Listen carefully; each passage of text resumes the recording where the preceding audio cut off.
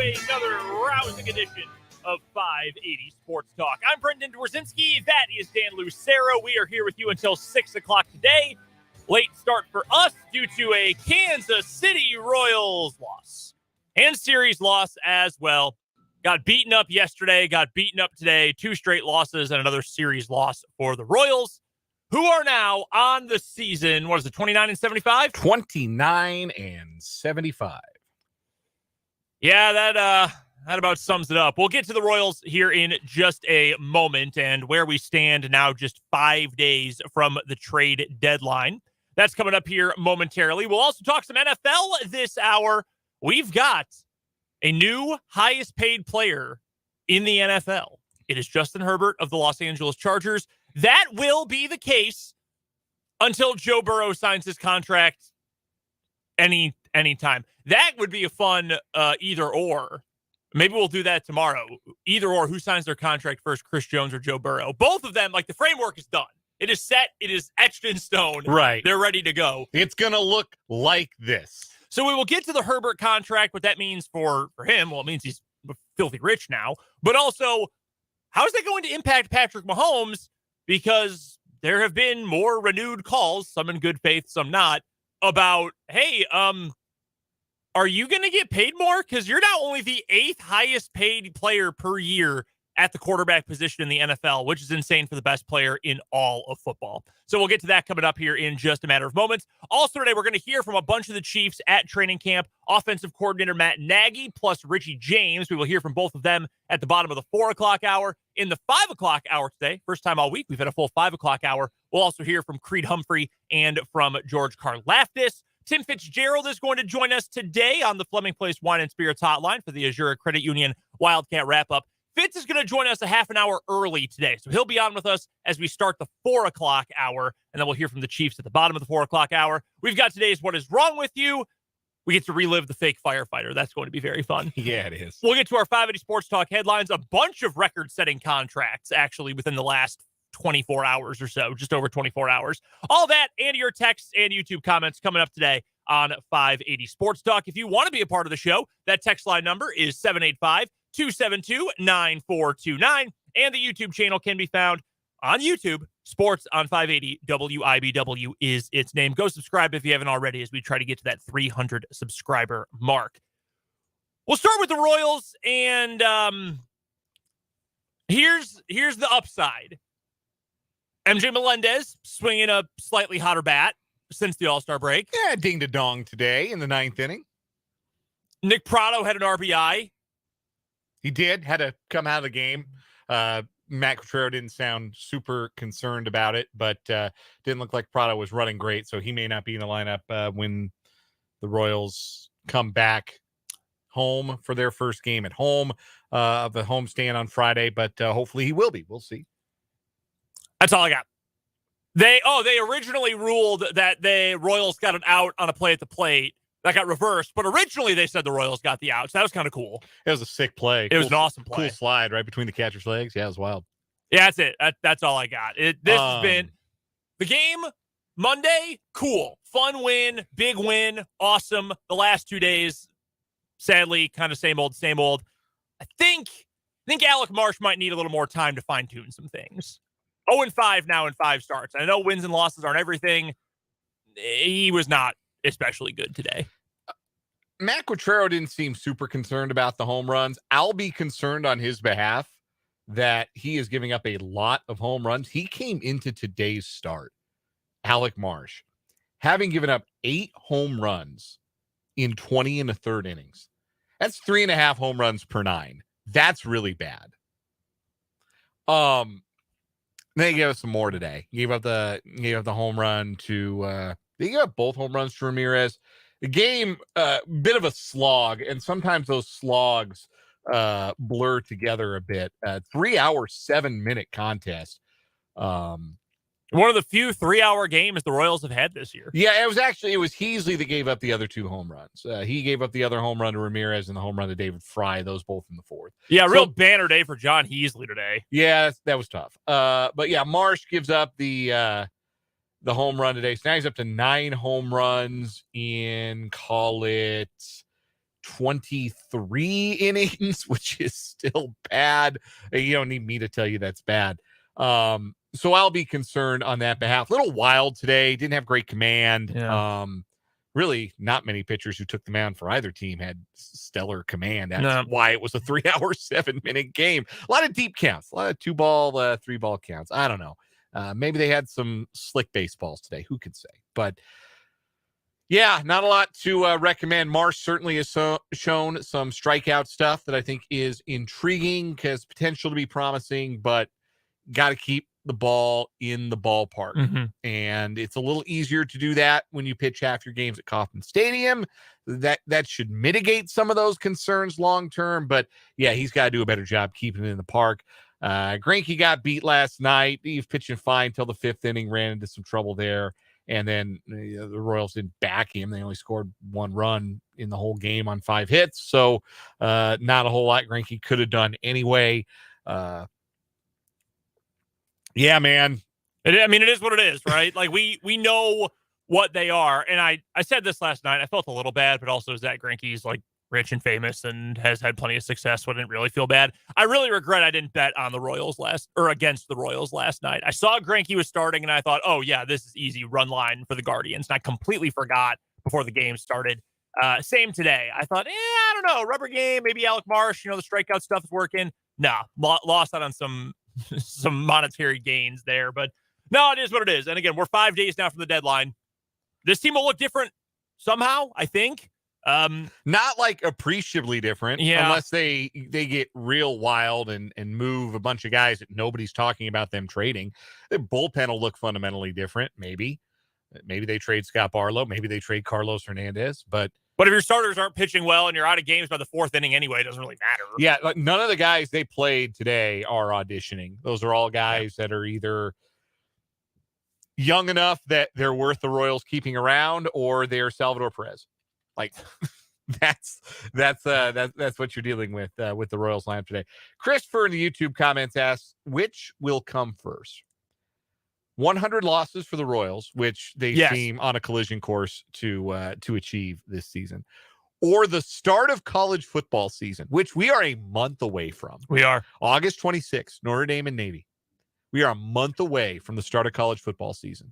Will the Royals lose 25 games in that month span is the question. College football opening day.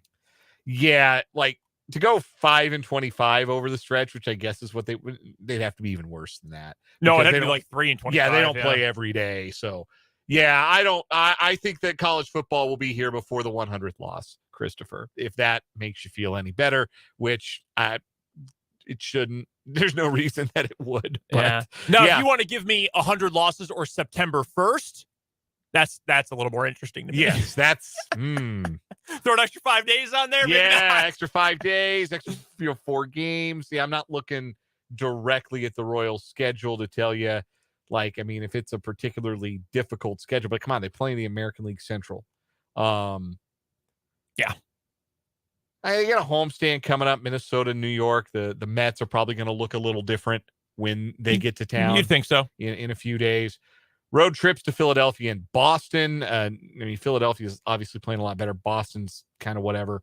6 at home against St. Louis and Seattle. Seattle's pretty middling. 9-game road trip. Cubs, A's, and they're in Seattle on that first Saturday of the college football season. Mariners playing better. They are. Yeah, it's bleak. It's unfortunate. We appreciate you hanging out with us after what was. Yeah, it's 28 games. They're not going to go 3-25 in the next 28. And if they do, we won't talk about them. You might not know because we're not going to say a word about them if they go 3-25 in their next 28. We do have to get to our first break on the show today. When we come back on the other side of this timeout, though, Justin Herbert, big time payday. Who's next and what's next for Patrick Mahomes? That's next here on 580 Sports Talk. If you're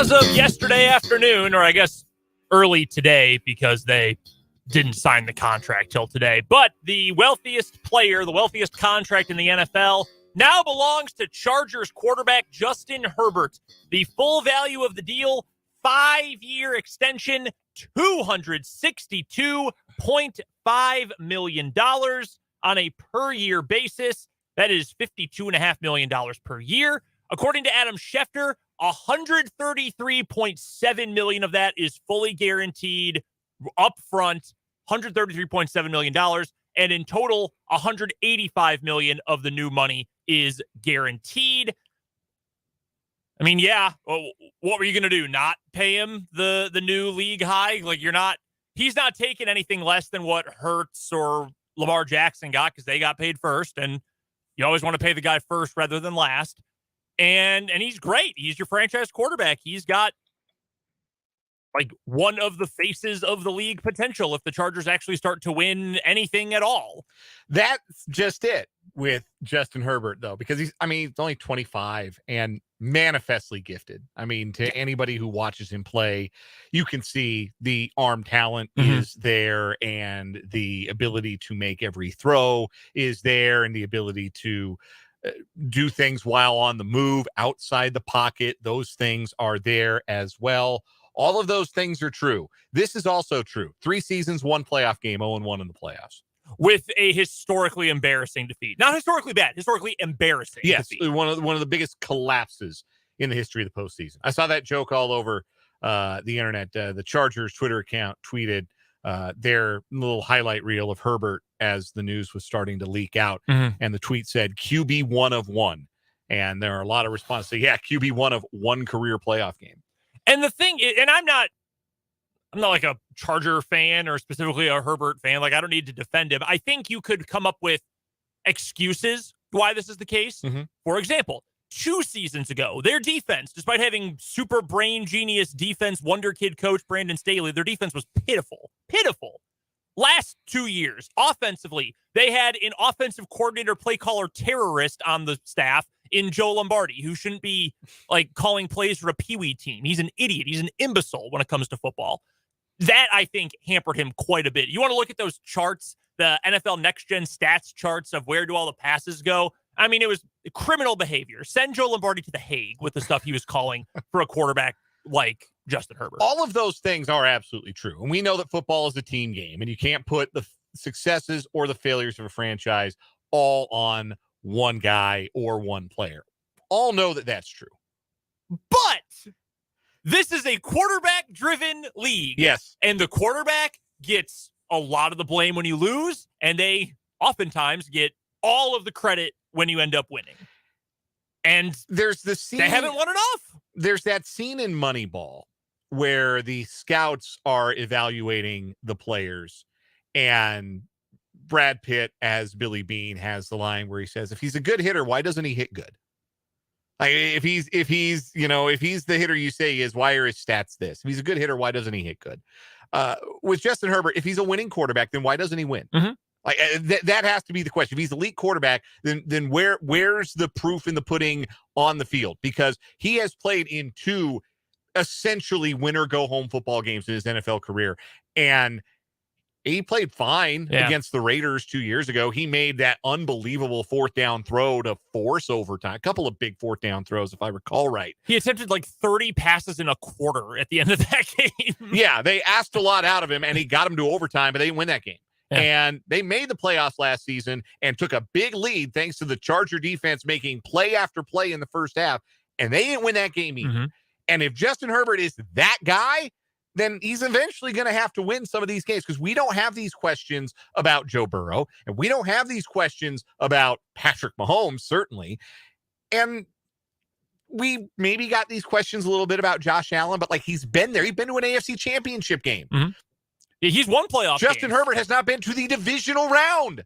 And again, I get you have to pay him the money. I think he is a very gifted quarterback. Again, he's got everything. He's got the arm. He's got at least functional mobility, right down to I hate to go full Cowherd on you, but he's got the look. He's got the long hair, the big smile. Like, he's got Never everything. go full Cowherd. He's got everything.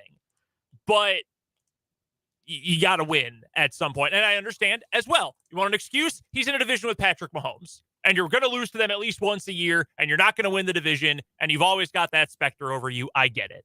But you look at this, and this transitions into the Mahomes part of this discussion. Justin Herbert, very good quarterback. Maybe someday you can say without, beyond a shadow of a doubt, he's in that elite tier.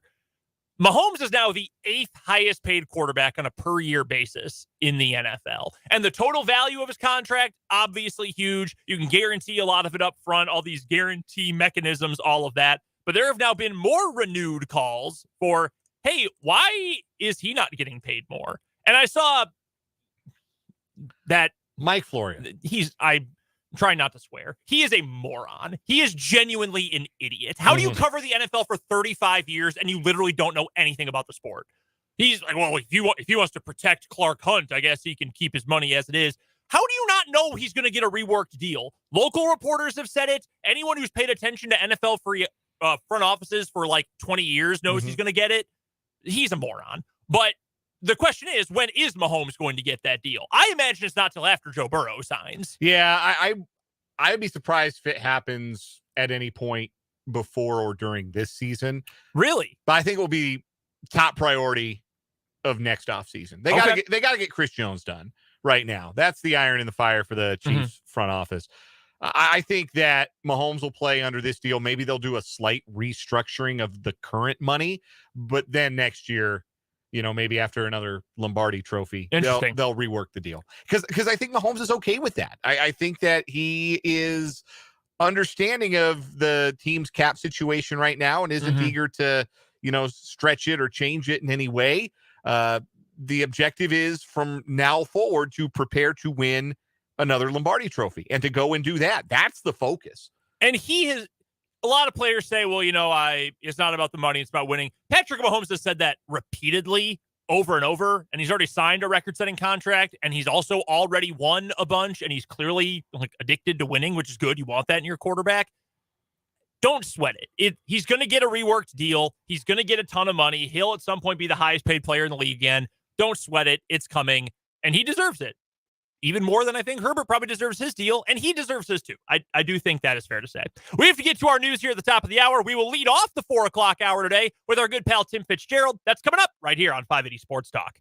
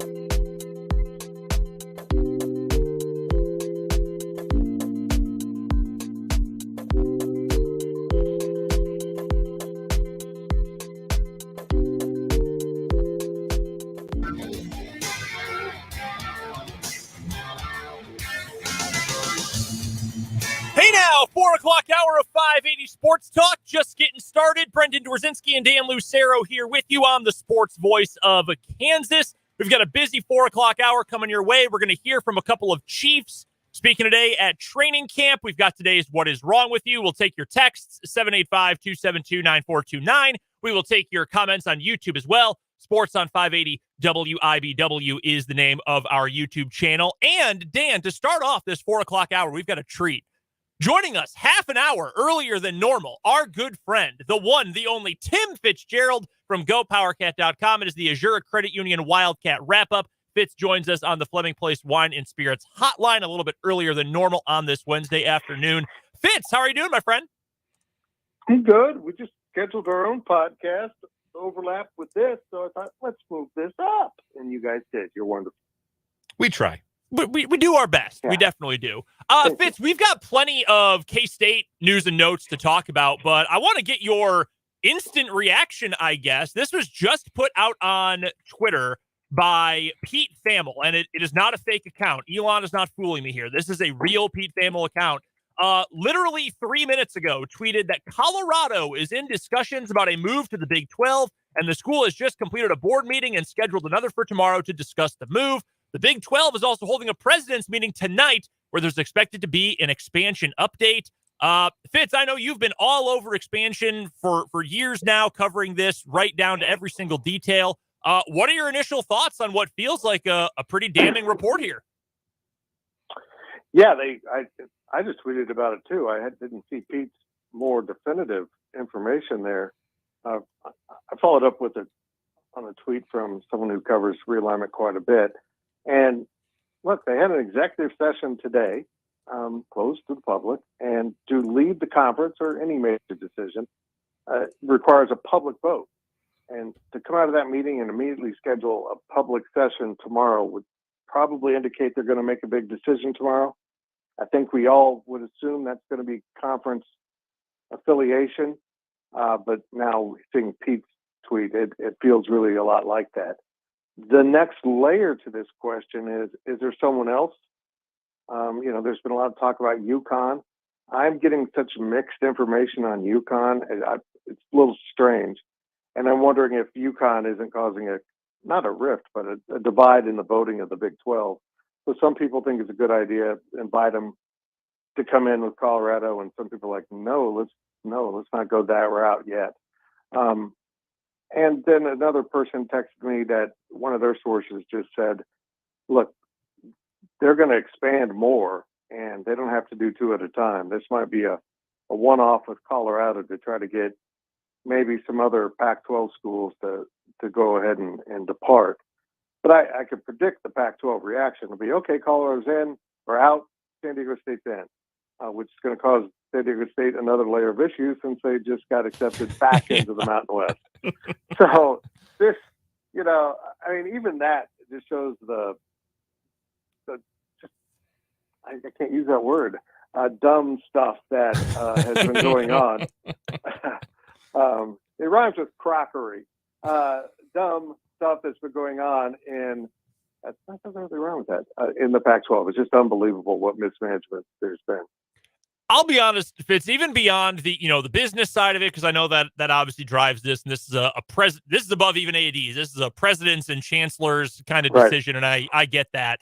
But I want this badly because I love the thing that makes college sports different than pro sports. And that is the tradition. That is the pomp and circumstance. And it's the rivalries that have existed for decades and decades, better parts of centuries. I want to see K-State versus Colorado. I want Colorado to come, play in Lawrence and vice versa. Iowa State, Colorado, they were league mates for forever. I know Colorado has sucked at football for a long time now. But that to me fits as what college football specifically is supposed to be about. More of that is good, and if that means Colorado comes back, then yes, I'm all for it.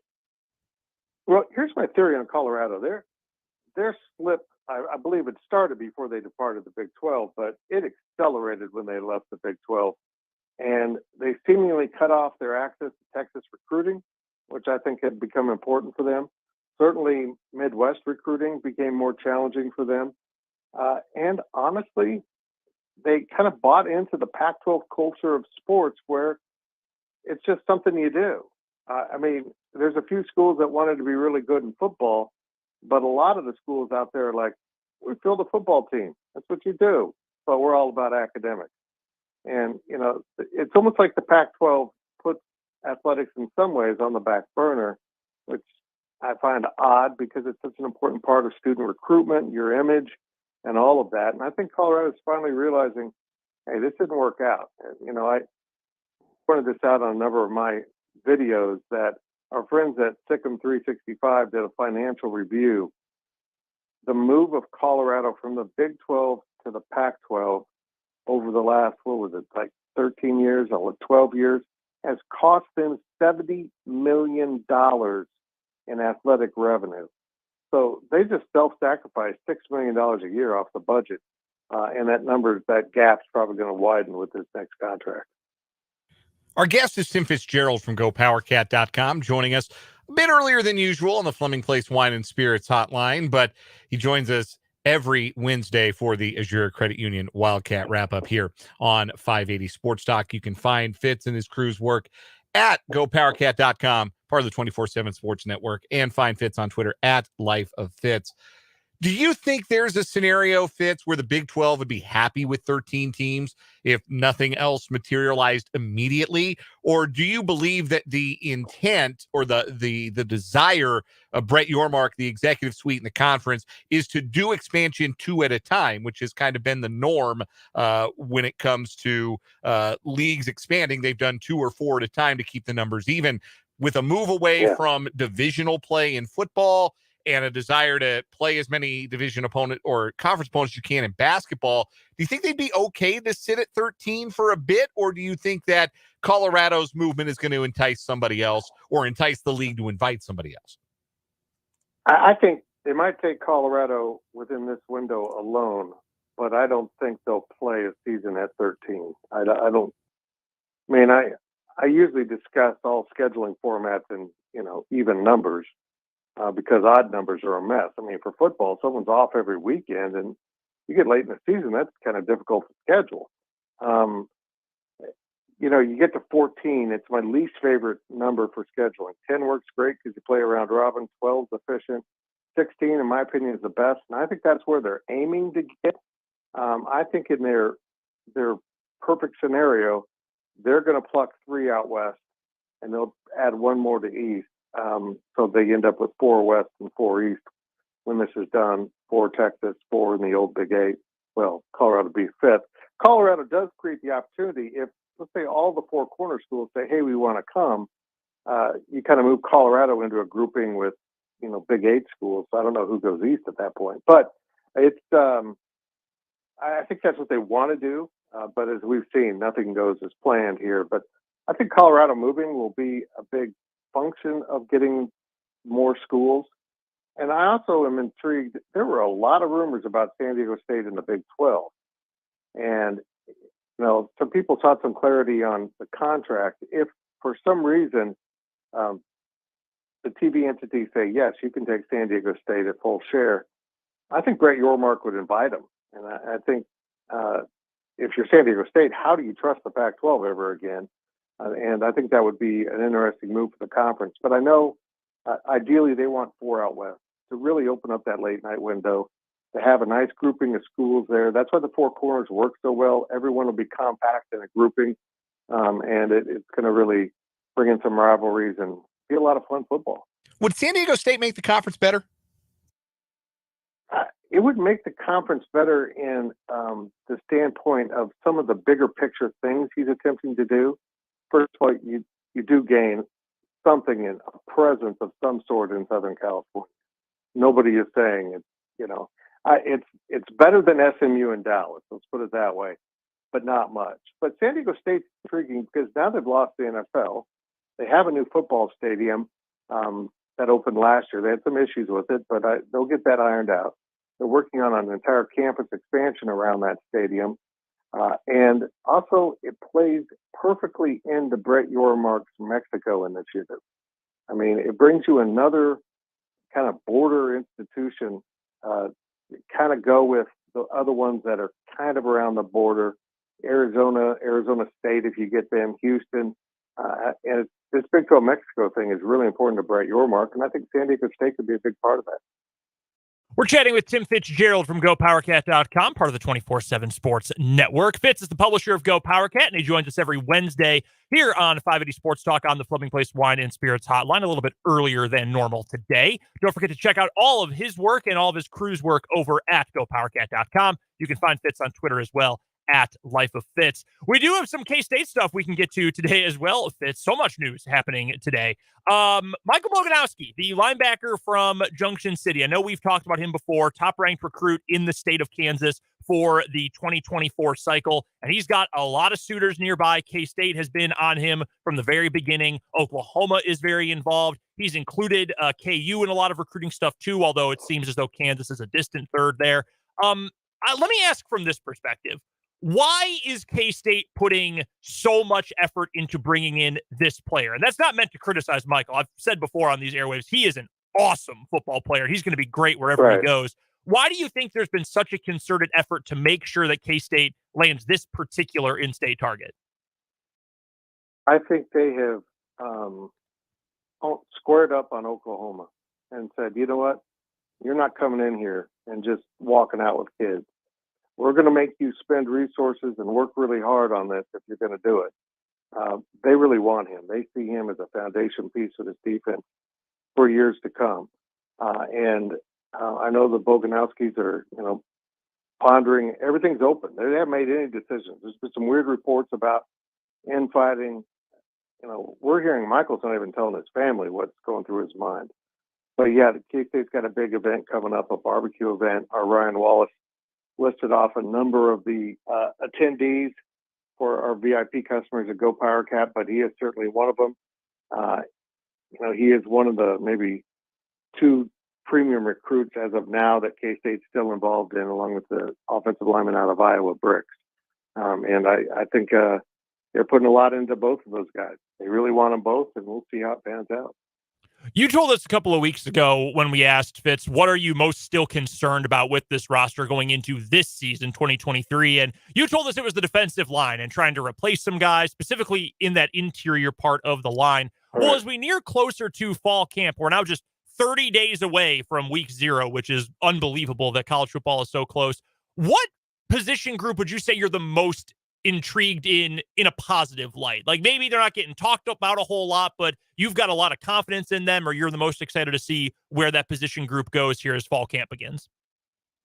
Probably running back. I think DJ Giddens has got potential to be really good.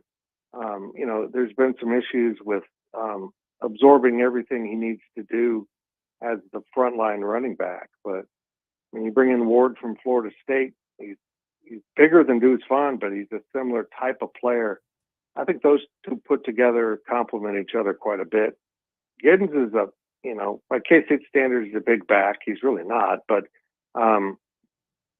he drives through tackles. He falls forward. He picks up yards. And I think people are going to be surprised at how productive that position is, even though they lost Deuce Vaughn, because he was such a big part of his offense for so many years. Do you think that K-State is going to try to replace what Deuce Vaughn did? Or do you think and I'm not saying they're going to completely change the running game approach. Obviously, that's not going to happen. But do you think it'll be more of an effort to try to replace Deuce Vaughn, or just try to find a way to replace that playing time and maybe take a different approach, since Ward, while a good player, does have a different skill set, and we know Giddens has a different skill set too? Yeah, I think maybe throwing out of the backfield, throwing the running backs out of the backfield will be down a little bit, just because Deuce was so amazing.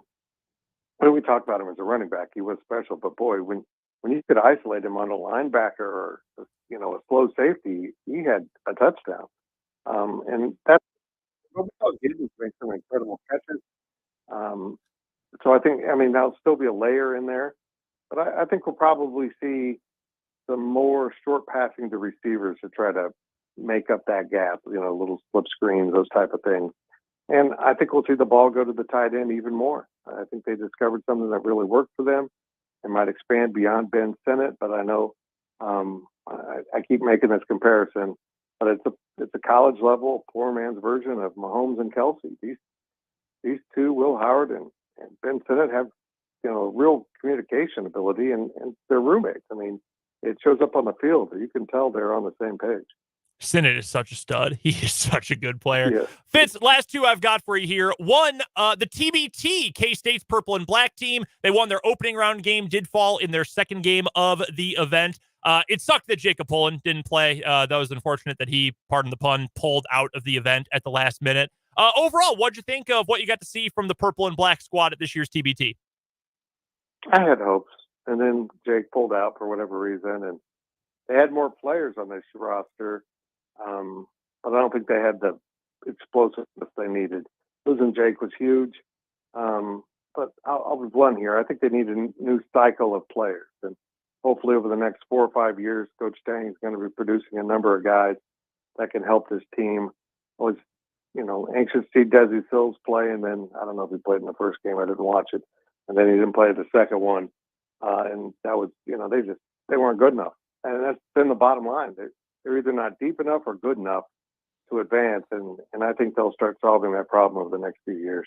I really hope they do, because with the crowds they have in Wichita for those games, Fitz, I mean, that is better than legitimately some power conference environments we've seen. Sometimes even at Big 12 games, like if you've ever watched a game at Oklahoma. I think some of those Wichita crowds were better than those games. Yes, but Toby Keith kind of counts for 4 people. So that up there too. That is entirely fair. Last thing I've got for you, Fitz, before we let you go, and we appreciate you being flexible with the schedule with us this week. Tell us about the newest edition of the Life of Fitz podcast. Man, I talked to Mike Clark, former baseball coach. It seems impossible that he stepped down in 2003, but he was baseball coach at K-State for 17 years. He predated Bill Snyder coming to K-State. And then he got out of coaching, moved into other things, fundraising, and then he got hired to be Ernie Barrett's replacement and raising money for Kansas State, and did that for the, 16, 17 years, and eased right into retirement at the age of 70. He looks great. His stories are fantastic. You got to listen to this one all the way through, because his plane, trains, and automobiles recruiting story is both unbelievable, hysterical, and defining of how bad the budget was at Kansas State for baseball not that long ago, when they were changing, the players were changing in the parking lot because they had a field, no real dugout, no real stadium, no plumbing. I mean, the coaches are standing in line at porta potties with fans. So, I mean, some of the stories are just unbelievable. Mike Clark's among the best of the best, and another great K-Stater has stepped away and moved into the background, but boy, I hope he enjoys retirement. Well, that is going to be a blast to listen to. Again, that is the Life of Fitz podcast. You can check it out. The link to it is at gopowercat.com. It's on the front page right now. And of course, you can get it where you listen to all of your podcasts as well. Tim Fitzgerald joins us every Wednesday on 580 Sports Talk for our Azure Credit Union Wildcat wrap-up. Make sure you follow him on Twitter, or X, or whatever you want to call it. At Life of Fitz is his handle. You can also go find his work at gopowercat.com and 24/7 Sports. Fitz, we appreciate the time, appreciate the instant reaction with apparently some late-breaking news, and we will talk to you soon. Thanks so much. Awesome, boys. Thank you. That is Tim Fitzgerald from gopowercat.com, the absolute best of the best when it comes to all things K-State. I had more K-State stuff ready in the chamber to talk about, and then Pete Thamel, as we were coming back, I think as the theme song was playing to start the hour, as we got Fitz on the phone, I saw that from Pete Thamel. That's awesome. I love it. I love having Colorado back in an era in which we have lost so much tradition. I know, if you were to tell Colorado, hey, you get to pick one rival you get to play every year again, who would it be? It would probably be Nebraska over, K-State and Iowa State and KU. But I don't really care about that much in terms of the way of specifics. I just wanted teams that played together for 70 years to play each other again. That's a great thing. This is a little more personal for me, having grown up in Colorado and remember Rashawn Salam going over 2,000 yards against Iowa State, or remember, the old Phillips 66 Big 12 basketball broadcast on KWGN TV in Denver.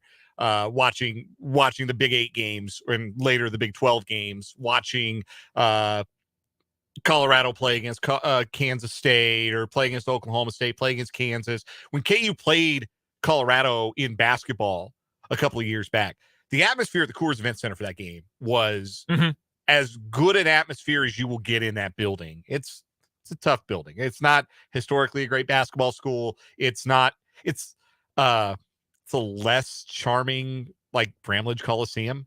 It's kind of dark. Yeah, it's not a great venue. The Coors Event Center. It's not a great venue. It's like Bramlage Coliseum, where it's all underground. It's a lot of bench seating. Yeah. And there's not like an Octagon of Doom kind of like vibe to it. It doesn't bounce like that. It just doesn't. But when Kansas was in town, they fill that place. It still matters. Yeah. It's not just, Kansas. It's the history of Colorado playing Kansas. It's, Ski Booker making that half-court shot to beat second-ranked Kansas at Coors Event Center back in the day. Like, there's history there. And I'm excited for the renewal of that history. I'm excited to have Colorado back. I know there will be some Colorado fans who maybe enjoyed life in the Pac-12 and have seen maybe the upward trajectory. Certainly there's more buzz right now about football than there's been in a decade. Basketball has kind of found, I think, a solid foothold in that next tier of programs in the Pac-12. That's going to be a tougher place for them to maintain in the Big 12 conference. But Tad Boyle's a Jayhawk. He's up to it. So I'm excited to have Colorado back. And I think that even resistant Buffs fans or even resistant Big 12 people who think, why do we want them back? They were the first team that left and started blowing up the Big 12 as we knew it. Well, I think that eventually those wounds will heal, I think, pretty quickly. And people will be happy to have Colorado back on the schedule. I think I would argue, too, to that point, because I'm sure we will hear that. I think my retort to that would be, I think Colorado leaving first was a symptom, not the sickness. I think the sickness was Texas and Oklahoma, among others, were looking for other conferences pretty much from the minute the Big 12 came into existence. So I think it was more so, hey, we're kind of done with the uneven revenue sharing and the tier 3 rights and stuff. Let's get out of here. I'm all for it. Now, I have said this before. I am against the Pac-12 completely collapsing. That would make me sad because I think having there's still a ton of tradition there, even with USC, UCLA now. Maybe Colorado hasn't been there for that long. Like Oregon, Washington, the Civil War, the Apple Cup, Stanford, Cal. Like there's a lot of great. It's the Conference of Champions. Yeah, there's been great football, basketball rivalries. I think there is a scenario where they rebound from where the Pac-12 says we lose Colorado. Okay, let's keep our 9. Let's add San Diego State. And let's actually get a media rights deal done. You're not going to get the $31 million, and some of your members are not going to be happy, but at least I think they can maintain for at least a short period of time, as long as they, bend over backwards for Oregon and Washington, who will, of course, leave the first offer they get. Yeah, I would say go add the 2 best football programs you can find in the western half of the country, and then it would never happen because they're not just a religious school, they're a tiny religious school. I would say go add Gonzaga. Do whatever you can to increase value to your conference at this point. By the way, one quick thing before we get to what is wrong with you. This is from Jason Shear, who covers Arizona sports, as well as a report from Michael Luke, who covers Arizona for PHNX, similar to DNVR, CHGO, the All that City company. Network. Yeah. He reported that at the most recent Pac-12 president's meeting, Colorado specifically asked, okay, what does the money look like? And when no direct information and no concrete numbers were given, that essentially did it. They said, okay, if you're not going to give us numbers, we're out. Brett McMurphy has reported he has a source telling him it is 98% that Colorado will make the move to the Big 12, back to the Big 12. Wow. How about that? I'm in favor of it. I'm very happy for it. We will talk about that a little bit more coming up later on in the show. Right now, we do have to get to a break. We've got What Is Wrong With You coming up, and we'll hear from Matt Nagy plus Richie James later this hour from Chiefs Camp right here on 580 Sports Talk.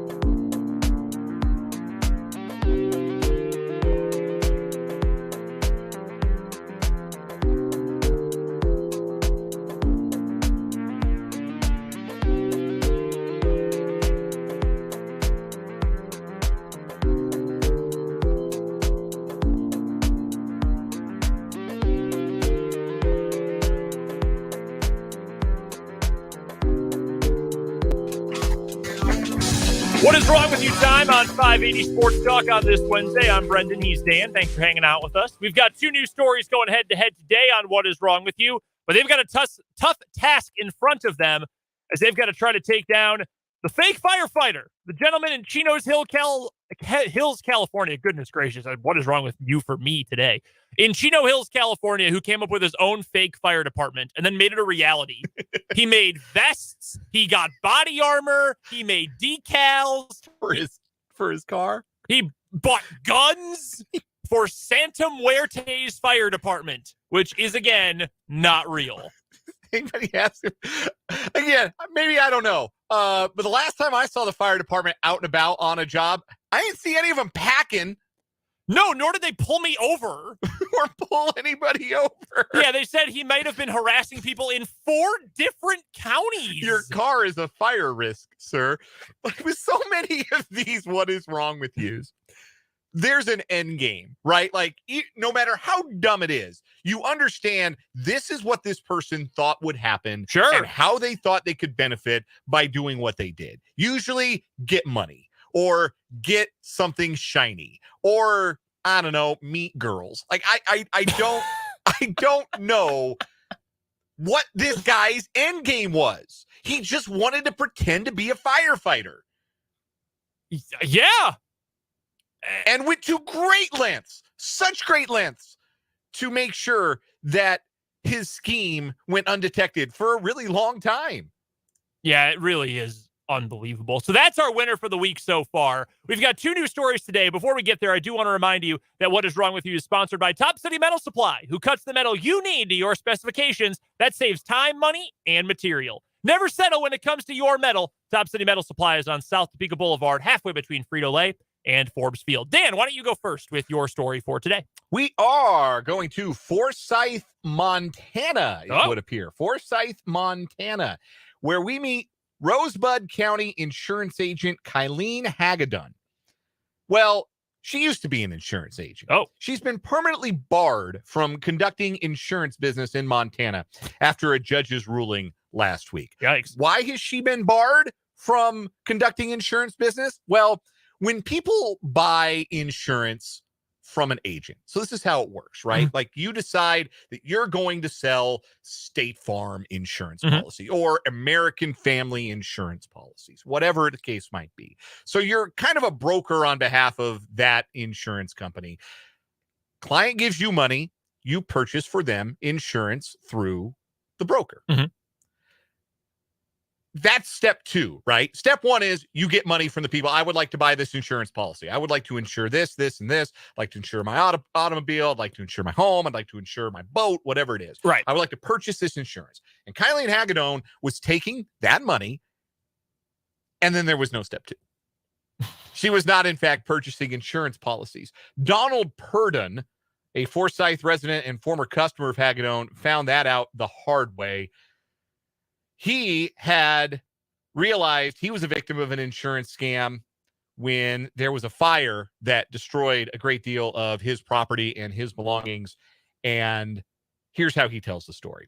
We had a fire. It engulfed everything. We called Kylene and told her, we had a fire. And she says, okay, you're covered. Just call the office and I'll get back to you. About an hour later, she called and said, well, you're not covered. And we said, well, what do you mean we're not covered? We just lost 48 years worth of stuff, Kai. And she said, well, the paperwork never got done. What? What do you mean the paperwork never got done? We paid by the year. They paid every year, paid his yearly insurance premium in full in 2021 at Rosebud County Insurance. And lost a couple $100,000 worth of stuff. And it turns out it wasn't insured because Hagedorn wasn't actually buying the policies from anybody, just taking people's money. Wow. I'd want blood. This is like, I will go to jail over this. Like, you screw me over for that long, there will be hell to pay here. I can't believe this. What an awful person. Yeah, this is an all-time awful person. Yeah, it really is. Just thinking, hey, I'll just take their money because nothing bad's going to happen. You're an insurance agent. You know bad things happen. That is the whole foundation of the insurance business, as it turns out. Wow. That is unthinkable. Holy cow, what a terrible person. What a terrible person. That's probably going to edge out my story, which is going to take us to Florida, where a man was arrested after a brief pursuit involving a truck, a trailer, and multiple wild animals that were in the trailer. The truck was driven by Shane Taylor, who was wanted as a result of an earlier accident in which the truck fled the scene of an accident. By the end of the evening, a total of 3 motorists came forward to claim that Taylor's truck had struck their vehicles. The incident happened last Saturday, and according to the Associated Press, it was captured on police dashcam video. In supplied footage, you can actually see the truck and trailer swerving wildly with sparks flying as the truck eventually pulls over after a brief chase. This was not a routine DUI stop, though, as the responding officers found themselves chasing after a ring-tailed lemur that escaped from the truck. Why did he have a lemur? For some reason, this piece from thedrive.com also mentions that lemurs were the star of the children's TV show Zoboomafoo. Zoomafoo. I watched that a buttload as a kid. That show ruled. Anyway, in addition to Taylor being allegedly very drunk, he was also carrying a wallaby, a tortoise, and multiple sheep in this trailer that was attached to his truck. Thankfully, they were all unharmed. Taylor was arrested and taken to jail. He's facing charges of reckless driving and DUI, among others. I believe that they did catch the lemur. That is not clarified by this report, but I'm going to guess they did end up catching it. And there's not just a loose lemur running around North Florida. Man, I hope so. What do you do with all these wild animals? Also, those don't live together. Sheep and lemurs do not cohabitate. He got wild drunk, thought that trailer was an ark. Two of every animal. Multiple sheep. Yeah, that's unbelievable. Wild. Got really drunk and is just slamming into cars. He's like Cruising World, the arcade driving game, just slamming into people. So that is my story for today. Your story wins. This is really funny, but your story wins. That woman is such a piece of trash. Horrible person. Totally sucks. I cannot, in good conscience, vote for that over the fake firefighter. No, the fake firefighter is a much better story. So Why? freaking funny. Why? Yeah, that's the whole thing. Why are you doing this? That is, again, our winner and What Is Wrong With You, brought to you by Top City Metal Supply. On the other side of this break, we will hear from Chiefs offensive coordinator Matt Nagy from St. Joe here on 580 Sports Talk.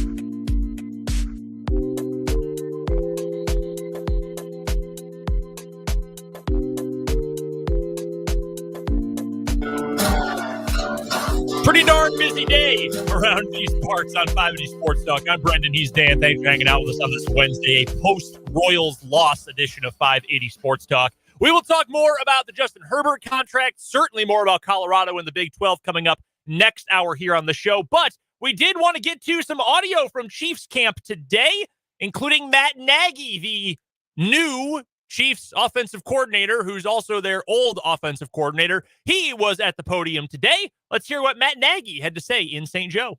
First getting back at OC, just what's going through your mind? How you feeling? Yeah, it's really fun. It's great, because you get into the OTAs like we had, and you get going again. You pick back up, and the players have been phenomenal. Just the mental side of it, getting into the scheme stuff. Coach Reed always likes to keep things fresh. So for us as a staff, and then you come here, and I think it's an amazing setup here. The fans are great. The people are great. The players come in with a great mindset. They also know what they're about to get into with Coach Reed's camp. We kind of gave them a preempt in OTAs, but they're handling it well. And, you have some mistakes here or there, but I think the biggest thing is the effort there, and it is. And we saw some of those creative plays today. I mean, we've seen that, Pat and Kelsey, they got their say about what they want to do. What kind of say do you have?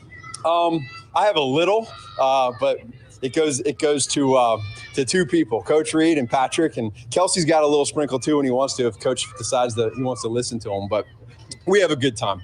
I mean, a lot of this stuff, there's so many plays in this playbook, and we like to be able to keep the fun in practice with the players, keep the fun in the games, as long as they know how to, if you have somebody do something they're not necessarily always used to doing, do it the right way. And I think that's the beauty of Coach Reed in this offense. You always think with a new offensive coordinator, there's a new language, new words. But you've been here, you were coordinator, then you left, and then you came back, and then you were. But do you have new words in this offense? Are there things that are tweaks for you now that you're back in the saddle? There's a few things, but honestly, that's every year, regardless of who the coordinator is. I think that's, again, I go back to Coach Reed where this all starts. In the end, his mind every season is always going to new things.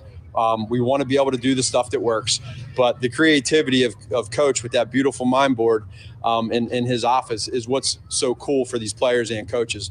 Myself, there might be some things here or there that I have an idea with, or another coach has an idea that we didn't have that was on staff last year that he didn't have the idea last year, and it comes in this year and we tweak it and change things. And I think that's kind of the beauty of this offense. When he's over there talking to Zahe, how quickly is he picked up?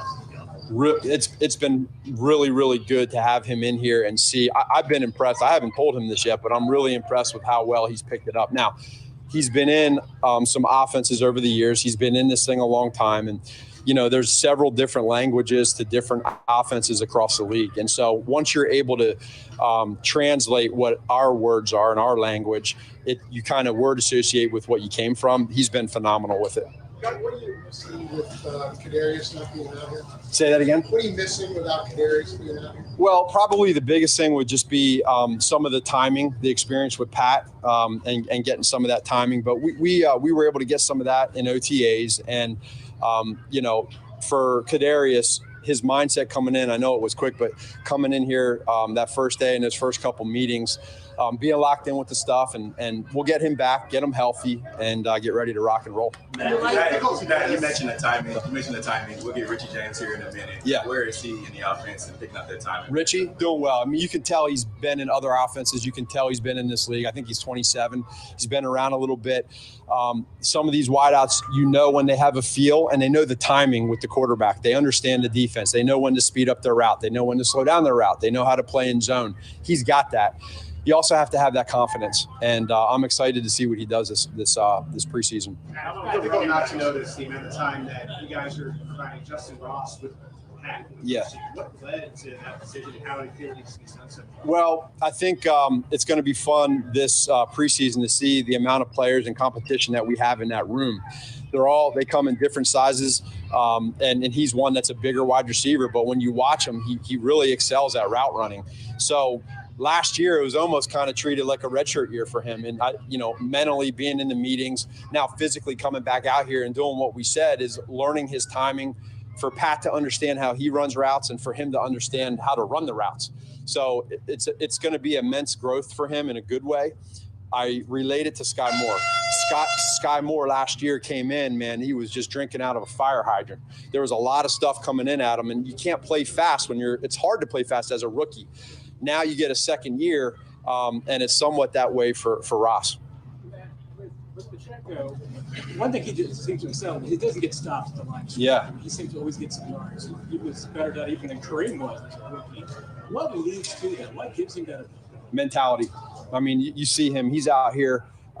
We were joking about it. I mean, he's so angry right now that he's not in here running reps in practice, so he's getting extra work. And this guy, man, he is going all the time. And you say to yourself, is it ever going to stop where you catch him one time where he doesn't have that mentality, and it's 24/7. So that's in his DNA. He's got that. And when you're you run with the football in your hands and you have that mentality, man, it's hard to stop. Matt, early impression on two guys, Rasheed Rice and Matt Bushman.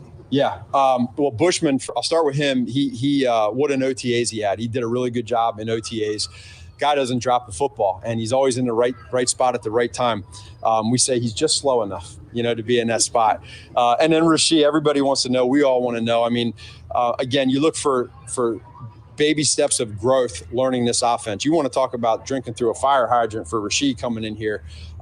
He comes from a no-huddle offense, but yet it's a little bit different with the tempo of here and now a huddle play, getting to the line of scrimmage, running your route, having conversions with it, and yet being on time, jogging back and doing it again.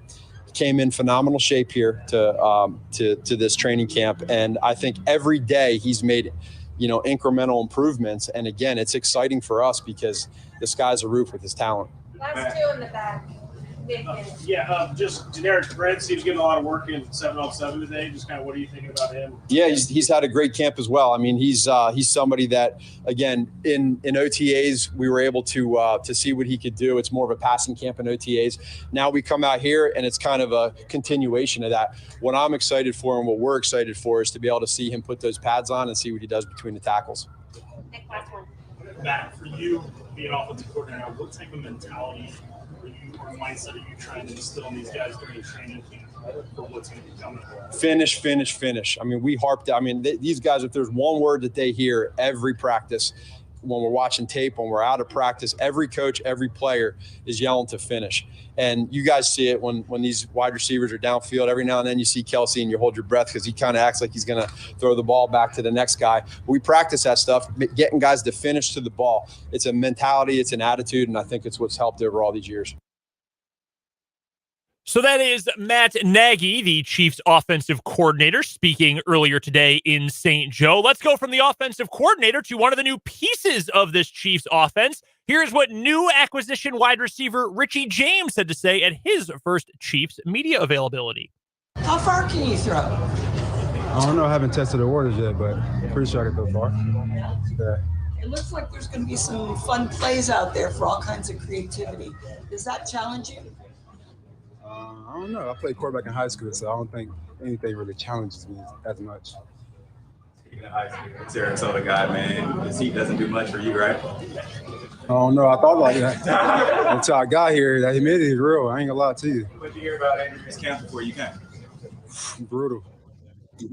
As a receiver, it's brutal for sure. You run a lot, so you got to keep that wind up for sure. I asked Coach Nagy about how comfortable you look in this offense. He said that you look really comfortable. How comfortable do you feel? I'm pretty comfortable.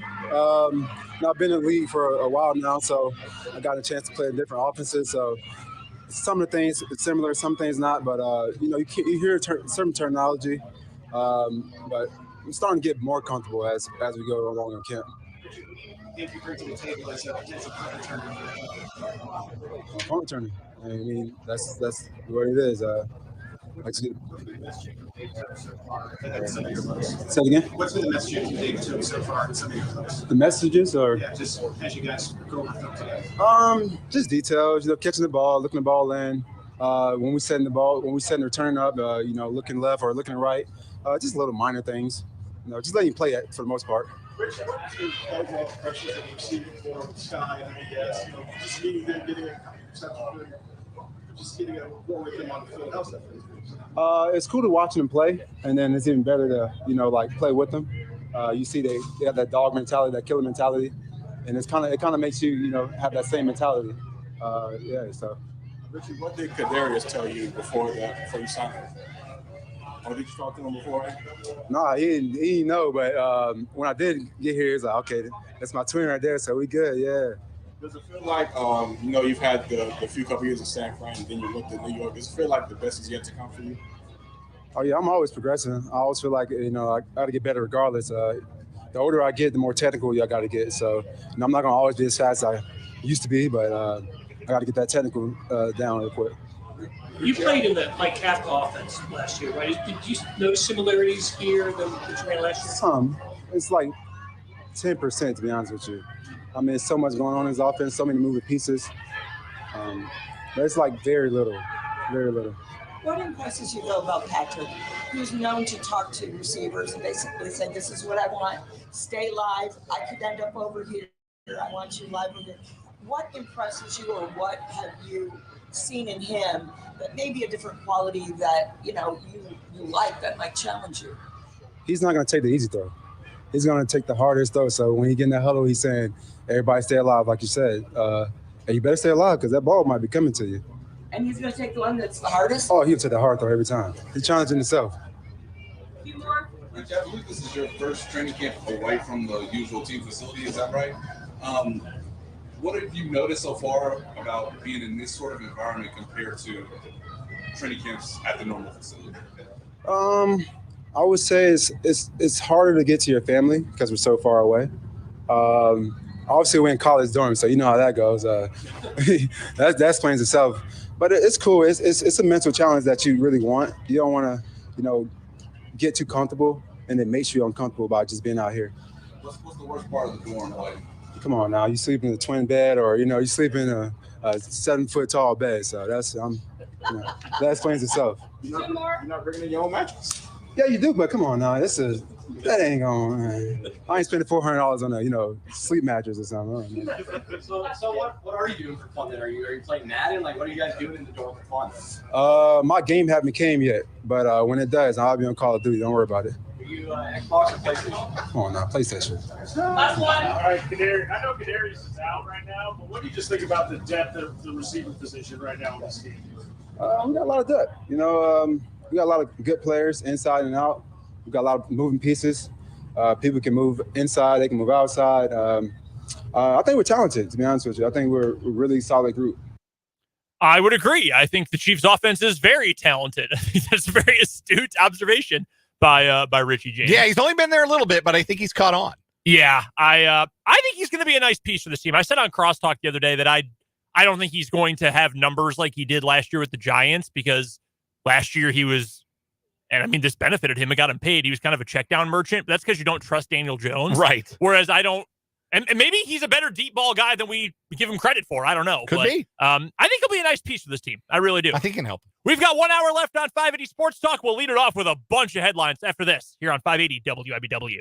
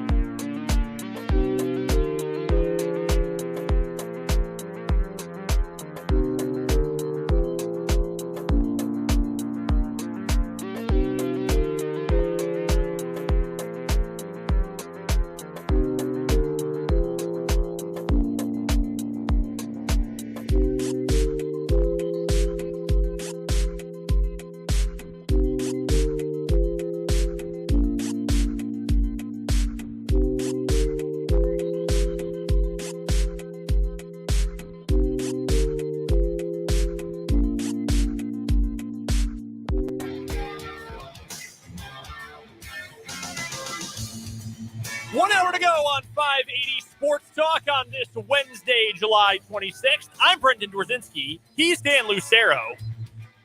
Colorado is likely on its way back to the Big 12.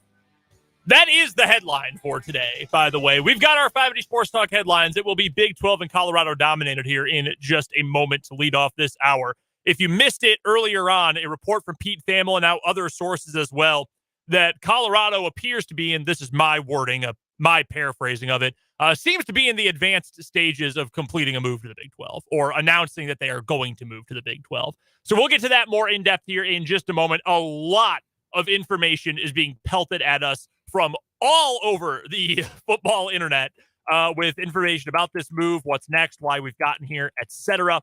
So we will get to that coming up in just a moment. Also this hour, we've got a couple more Chiefs we're going to hear from. Creed Humphrey speaking at Chiefs camp, as well as George Karlaftis earlier today. We'll get some final thoughts from Chiefs camp as well. A retirement today. A Chief up and retired. John Ross, the former first-round pick, Mr. 4.2240 himself, said, nah, I ain't about this anymore. This isn't fun. I'm going home. He was a really good player in college. He was awesome at Washington. Outstanding college player. Fastest guy in the field most games. Those guys are lots of fun in college. Sometimes that works out for you really well when you get to the NFL. Like Tyreek Hill, fastest guy on the field. He's made a very nice career out of it. The Chiefs, if you're a Chiefs fan, you're very aware of what happens sometimes when fastest guy on the field in college. Sometimes that doesn't translate. Word to DeAnthony Thomas. Word to Dexter McCluster. Yeah, when you get to the NFL, you kind of have to be able to do more than just run fast in a straight line. Like Tyreek Hill, great hops, good hands, good route runner, and unbelievable speed. John Ross really didn't have any of that except the speed. So he saw that Justin Ross catch today at camp and said, nah, I can't do this anymore. I'm done. So there's your big Chiefs headline of the day. But we'll talk a little bit more to Chiefs later on in the hour. Your texts are welcome. 785-272-9429. YouTube channel and comment section wide open to you. Channel is called Sports on 580 WIBW. YouTube.com. Search Sports on 580. Boom, we're right there. Easiest way to find us and interact with our video content. All right, the big news from today. Pete Thamel of ESPN reporting earlier today. It was right at the top of the 4 o'clock hour, 4:04 p.m., right as we were returning from our news break at 4 o'clock. Put on Twitter. I'm still calling it Twitter, by the way. Elon's not paying me. I'm calling it Twitter. No, I'll never call it anything else. He reported that Colorado is in discussions about leaving the Pac-12 for the Big 12. The original wording, let me go find it. And the school has just completed a board meeting and scheduled another for tomorrow to discuss the move. The Big 12 is also holding a president's meeting tonight where there's expected to be an expansion update. He goes on to say there's no agenda posted yet, but the meeting tomorrow at Colorado is called a special board meeting and was scheduled as today's athletics operations executive session board meeting ended. That seems to be a big deal. Rick George, the athletic director of Colorado, spoke to ESPN on Tuesday and said, quote, yes, he said, we are where we are. We've just got to figure it out. He did not give any other in-depth quotes about realignment. That is as damning as anything, though, because he has been we're in the Pac-12, we're going to get a good number. We're in the Pac-12, we're going to have a great TV deal. It was like reminiscent of a lot of politicians of recent vintage. Like, no, everything is fine. We're great. Or Leslie Nielsen, yes, everything is fine. Please disperse. Yeah, that was essentially Rick George until today. It was Rick George until Friday when he wouldn't answer questions at Pac-12 Media Day. That's true. And said, I got a flight to catch. I'm amazed he even showed up, to be honest with you. Well, the day before that, it was I think he's the chancellor, Phil DiStefano. Yes. Who said, because initially there was the report that there would not be a media deal announced before Pac-12 Media Days. And then DiStefano, the chancellor, said, no, actually, George Kliavkoff is going to present us with some details on Thursday. That wasn't a breaking news. That was an ultimatum. That was he better show us some details. Otherwise, we got a foot and 4 toes out the door if we don't hear some numbers. And essentially, that's the reporting is they on Thursday said, what do you have? And when George Kliavkoff responded with, are you familiar with the channel that plays at the Buffalo Wild Wings, the OT. The OT. It was at that point that the skids were greased, so to speak. You know that show with all the food? You mean Food Network? No. Their other channel, the cooking channel. Yeah, we're going to get one game a week on there. Oh. Yeah, that was reported by Michael Luke from PHNX Sports. Jason Shear of 24/7 also reporting similarly. Man, this is wild. So, all right, let's just break down Colorado specifically first, because there's some other information here that I think is worth getting to from some qualified reporters. You have a lot of Colorado connections. You are from Colorado. Mm-hmm. You know a bunch of people who went there or are lifelong fans or are around the program. Yes. People who cover the program. Yes. For us, this feels like a good thing. For Kansas, for Kansas State, I would think for Iowa State, Oklahoma State, the programs that are still around. Hey, we played Colorado for decades. Colorado joined the Big 8, Big 7, Big 6 in the 40s and was around until the very start of the 2010s. Played every year in football. Played 1 or 2 basketball games every year. Forever kind of rivalries before they left. To me, as someone who has spent a long time covering this conference, being a fan and an alumnus of a team in this conference, I say great. Bring those rivalries back. You've heard me say so many times, I want that stuff back in college sports because we've lost so much of it over time. I'm all for it. What have you heard from your friends or people you know or just what you've read from people who cover the team about Colorado's reaction to what I think is fair to say is legit news? Like, this is happening. It is going to happen. How have they been reacting to it? Almost resoundingly negatively. And Wow. This is the attitude of the Colorado fans who I follow and who I know, is that they very much have the attitude that the Big 12 and the schools that are a part of the Big 12, the schools that remain in the Big 12 from the old Big 8, are very much beneath the University of Colorado. I don't agree with that. I think that they have an attitude that there's a lot of, well, I guess I'll be saving money, not going on any road trips. You know, I'm not going to Waco. I'm not going to Stillwater. All right. It is, I will note, nobody has said, I'm not going to Lawrence or I'm not going to Manhattan. Mm-hmm. I think these people know what's up. That or they are specifically considering my feelings, which feels a little bit unlikely. That'd be nice. Because I like both of those places. Yeah. I like Lawrence and Manhattan very much. I think Colorado fans who have not been to Manhattan, had not had the occasion to go to Manhattan since the last time Colorado played them in football or basketball, would be very surprised, pleasantly so, by the changes in Manhattan since then. Y'all heard of The Chef? Y'all heard of Taco Lucha? Yeah. Meet me at So Long Saloon. Yeah. We'll change your mind about Manhattan. Manhattan's like Boulder with no mountains. It's fine. Yeah. Yeah. I mean, like, that's the thing. You're on that high horse from Boulder, Colorado. Like, Boulder's cool. Boulder is Lawrence with mountains.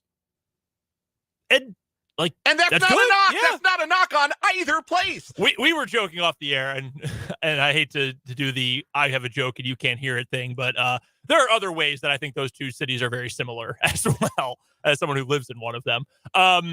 That's interesting to me, though. I get the fact that we left and we got to be part of the cool kids club, and now we got to go back. But it's not like Colorado had to beg to go back. Yeah, our road trips were Los Angeles and Seattle and Eugene and the Bay Area. I've seen those Pasadena crowd shots. Right. Y'all weren't traveling there either. Yeah, now you're going to go places where you'll actually have trouble getting tickets. Now you're going to go play schools that will have fans that actually travel. You're going to have a visiting fan presence at Folsom Field and at the Coors Event Center, like a visiting fan presence with some teeth. You're going to go places where people care more about these sports. Yeah. Like, no one in the Bay Area cares. Fine. Don't go to Lubbock. Don't go to Stillwater. Don't go to Ames. Okay. If you stay home, you can watch those games on a TV network you get. You can see them on Big ESPN. You can see them on Big Fox. If you live in the city, I'm sure you got good enough internet. You can watch them on ESPN Plus. You don't have to subscribe to Apple and to whatever that one provider is that is cheap because they don't pay for the sports channels. Like they don't have ESPN and FS1. Right. It's like, ooh, we're going to be on like, I don't even know what we're going to be on, like the Discovery Channel. Ooh. No, you get to watch your games on television. So that's one thing. People are, there's if you're really into the Twitter back and forth between Pac-12 people and Big 12 people, there's a lot of stuff about the Big 12 being a quote truck stop conference. I think it's ridiculous. Yeah, Bill Walton, you suck. Yeah. That's a Bill Walton thing. You old bag. Get out of my face. Enjoy calling whack basketball, Bill. Yeah.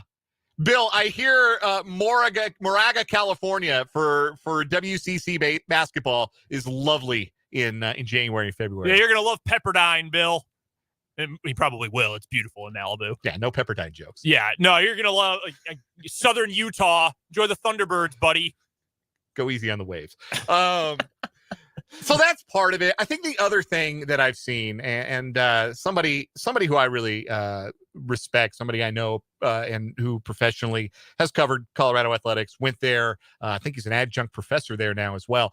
He says the move that he would have made it would have been to sit tight another year and wait and see how year one of the Dion experiment works, and wait and see eventually there will be, if the conference stays together, there will be a media deal. The problem is, it's not good enough based on what has been promised. That's the problem. George can't. It's not that there won't be a place for the Pac-12 on television. It's that the numbers aren't there. It's that the linear presence over the streaming presence isn't there in a satisfactory manner. So, yeah, you can wait it out. You can wait and see. But Colorado is not getting an invitation to the Big Ten. And Colorado is not getting an invitation to the ACC or the SEC. No. This is your best bet. This is the lifeboat. And Colorado already took the lifeboat route once. I don't begrudge Colorado. Maybe some people who are Big 12 loyalists, longtime Big 12, Big 8 fans, resent Colorado for leaving for the Pac-12. I don't. They did what they had to do. Texas had the Big 12 so far over a barrel that if you had a way out, you had to take it. You had to take it. And so I've never begrudged Colorado and Nebraska for doing what they did when it looked for all the world like Texas and all of the other Texas schools were going to go to the Pac-12 and completely blow up the Big 12. It looked like the Big 12 was going to cease to exist. So Colorado did what it had to do. And now, shoes on the other foot. Looks like the Pac-12 might cease to exist. And Colorado, once again, is doing what it has to do. The benefit for Colorado is you do get some of those traditions back. You do get some of that Big 8 history back with your program. And I'm going to tell you this right now. This is going to help their athletics. I have read an argument on Twitter today that says, well, that's it for us being a good basketball program because, how are we going to get players out of Texas, out of California? Like, how are we going to get those West Coast players that have helped our program in recent years? First of all, the good basketball era is like you've been to the tournament one time in 6 years. Like, yeah, it's better than it was when I was growing up. Yeah. And they couldn't get to the Sweet 16 with Chauncey Billups. But like, let's pump the brakes of what good is. Competitive, they win 20 games, they play in the postseason, even if it's not the NCAA tournament. You can still recruit California from the Big 12. And you'll be able to recruit Texas again from the Big 12. Yeah, my response to that would be hire better coaches who can recruit. Like, Tad Boyle's a really good coach. Yeah, you stunk in the Big 8 when you had Ricardo Patton and Jeff Bezdelik coaching the program. Of course you stunk in the Big 12. Those coaches were terrible. Yeah, I don't now buy you got that a coach who's argument. good. Yeah. So it's not like they're UCF. Like, they are going to struggle, but they're in it for football. Yes. Like that's their whole thing. We're a football brand. The other stuff just has to exist. Like, I think Colorado's going to be fine in that regard. That's a bizarre argument to me. That's very strange. I think it's a good thing. I don't know that Colorado people who are involved in that program, around that program, feel differently. I do understand. Here's the other thing, too. Basketball's not going to suffer. I disagree with that premise that I've seen on Twitter. Football, this is a big deal for football because, and Tim Fitzgerald pointed this out. We talked to him at the 4:00 hour as all this was breaking. He pointed out that, Colorado kind of forsook their Texas recruiting when they moved to the Big 12. They became much more West Coast focused with their football recruiting. Yeah. Hey, how'd that work out? Did that go particularly well for Colorado football while they were in the Pac-12? No, it did not. Well, now they got a new head coach who, say what you will about what you think the results are going to be for Deion Sanders, and I think reasonable people can disagree. I think I will listen to the argument that this is going to work over the long haul, and Deion Sanders is going to win at Colorado. I will listen to the people that think this is going to be a disaster. I will listen to the people that think he might win, but he's going to leave immediately. I kind of fall into that column myself. I think he'll leave at the next available opportunity, because I do think that he can recruit, man. There's big-time players that have come into that program and some big-time players in next year's class that already pledged to that program. And what does being in the Big 12 give you access to? Texas. And you know where else it gives you access to? Florida now, all of a sudden. Yep. Deion with a pipeline to those states is going to do some damage. He's going to bring in some big-time players. So the talent level is going to rise substantially. And I mean, that was already going to happen because, you're at almost absolute zero with that program over the last couple of years. Right. But I think this is going to be a huge boon for Colorado football to be able to get back into Texas, to be able to have Deion be the guy driving the bus when they get into this new league, when they get back into the Big 12. I think it helps them. I think it's a benefit for their football program. And here's the other thing too. It's not like y'all built up a great brand in the Pac-12. I brought this number up before. Their first Pac-12 season, 2011. You know what their record is overall since 2011? 48-94 with 2 bowl appearances, one of which was in the fake season where they played 6 games. They had one legitimately really good year. They went to the Alamo Bowl in 2016 under Mike McIntyre. That was a legitimately good year. That's it. That is their only legitimately good year since they moved conferences. Okay, it's not like they were lighting the world on fire. So I don't know how it could be a bad thing in that regard. The other element of this that I did want to get to, and these are our 580 Sports Talk headlines. This is the headline of the day. The other thing here, and this is being reported by multiple sources as well, from 24/7 Sports, PHNX, multiple places. Jason Shear of 24/7 Sports specifically writes, Colorado is likely to move within the next 48 hours. Also, there's another school in the Pac-12 beyond the rumored 4 corners that will surprise some people and is seriously contemplating a jump to the Big 12. That seems pretty significant. And Michael Luke from PHNX, he has reported, stop asking if it's Utah or Arizona State. I am telling you, it is not them who I am talking about. Clearly sworn to keep that under wraps by a source. That's how the business works. Give me a guess. Who, if we may go 1996 Bash at the Beach, who's the third man? Second in this case. I think it's either Oregon State or Washington. Oregon State for the sake of self-preservation, though I don't know how appealing they would be to the Big 12. I'm sure that, if they were offered, they would come. I think Washington State's probably in the same boat as that. I think so. But Washington would be the one that moves the needle. That would be the one that really moves the needle, because we've been hearing since USC and UCLA jumped to the Big Ten, the idea that, they got the Big Ten conference. If they're going to be a coast-to-coast conference, they got to get more of a West Coast, presence. What about Oregon and Washington? Those are the 2 best athletic departments, best, fan bases, best national brands, whatever you want to call it. Best history. Of who's left. Yeah. Best recent history. Yeah, that's better. Certainly Oregon and Washington would seem to make the most sense. But do they make a lot of sense for the Big Ten just beyond them being out west? I don't think so. The Big Ten, if they're going to add beyond 16, why wouldn't their next edition be like Notre Dame?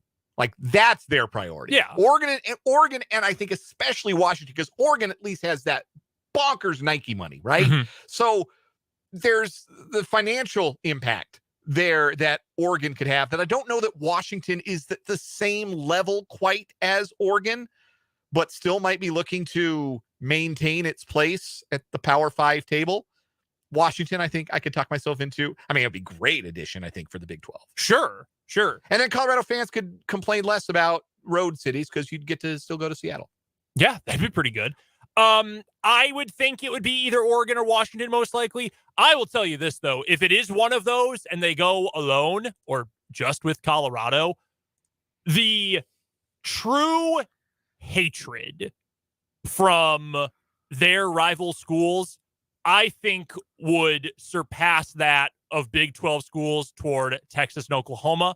I think would only be matched by Texas A&M and Texas toward each other, and maybe KU Missouri. Because Washington State, and I feel like not an expert on the matter, but I have a connection there through my wife.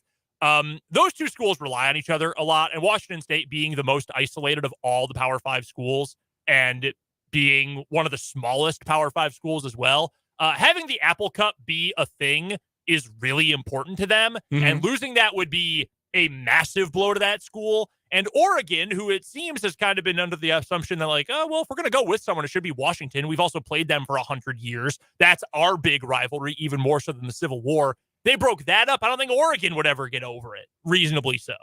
So I think the hatred toward Washington would be significant, historic, maybe. That said, I'd love for Washington to be in this conference. We have awesome. and we have a texter from the 785 who points out that it would be a second orange and black OSU in the conference. True. You'd have the battle for OSU. Yeah. And I could see definitely, like, for self-preservation's sake, Oregon State and Washington State need to be, like, as this is happening, as we're speaking, they need to be figuring out what their next move is. Because look, losing Colorado isn't going to sink the Pac-12. It's not. But it's a pretty clear sign that the ship is taking on water. Right. And you better get off of it if you can. If you can. Because that's the position where the Big 12's members were when it looked like Texas was going to leave. It looked like the conference was going to crumble. Right. And Colorado had the lifeline. Colorado had a lifeline, a lifeboat, whatever you want to call it then, if we can extend the metaphor, and they took it, and they went to the Pac-12. And Nebraska had a lifeline because they had, outside of Texas and Oklahoma, the most valuable football brand in the conference, and they took it to the Big Ten, which made sense for them. And I don't know if that's been great for their athletics. It doesn't really seem to have elevated basketball very much. Certainly hasn't elevated football. Like, would they have been better off if they just stayed? Maybe they would have. And now Colorado gets to come back, and is what it sounds like. And again, the people reporting it with some certainty are people who would know. Yeah, that's the thing. You know, if you're on social media and you've seen a lot of this fighting in the last year plus, there's a lot of people who have an agenda for one reason or another, and that, you know, that's kind of the nature of the beast. But like, Pete Thamel is not saying something to try to get like points with a specific fan base. Andrew Marchand at the New York Post, their sports media writer, is not trying to like sway people to love the Pac-12 or the Big 12. He's just reporting the facts. He's got no allegiances there. So when those guys say things, I think it's worth listening more than a lot of other places. Dennis Dodd reporting that Colorado would get a full share, the $31.7 million from the Big 12. That's the money per school that each school gets when the new media contract kicks in after this season. Dennis Dodd also says for now, Colorado is expected to be the only addition to the Big 12. That I'm sure that's for now, as in within the next 48 hours. Yeah, I mean, if Big 12 headquarters gets a call from Seattle or Eugene and says, hey, you up, they're not going to hang up. Right. Like, well, we weren't expecting this, but sure. Absolutely. Wow. This is big. Yeah. And I'm excited for it. I'm excited as a native Coloradan, somebody I didn't grow up a CU fan, but I certainly grew up following Colorado athletics because they were the home team in the Power 5. And I'm excited to have them back in this league. I think this league has gotten better, and I think they will be a fine addition to it. I think they will be competitive in basketball on a year in, year out basis as long as Tad Boyle is there and that program maintains momentum. And I think they will improve in football. I think this is the time for them to do it, and I am excited to have them back. Tad Boyle rules. I really love Tad Boyle as a coach. No, this is a big deal. We would love to get your thoughts on what sounds like it's happening. Ron Paul, GIF, and everything. It's happening. let us know your thoughts. Text them in, 785-272-9429. Or if you're watching on YouTube, well, one, come watch us on YouTube. It's a fun time. Also, the comment section's open. Go to youtube.com, search Sports on 580. We're the first channel, and we are streaming live. You'll be able to find our video right on the top of our channel right now. And then you can hop into the comment section. Let us know what you think about Colorado likely coming back to the Big 12. We have to get to a break here, our first of the 5 o'clock hour on 580 Sports Talk. But when we come back, we'll go back to St. Joe and hear from a couple more Chiefs, Creed Humphrey and George Karlaftis. That's coming up after this break on 580 WIBW.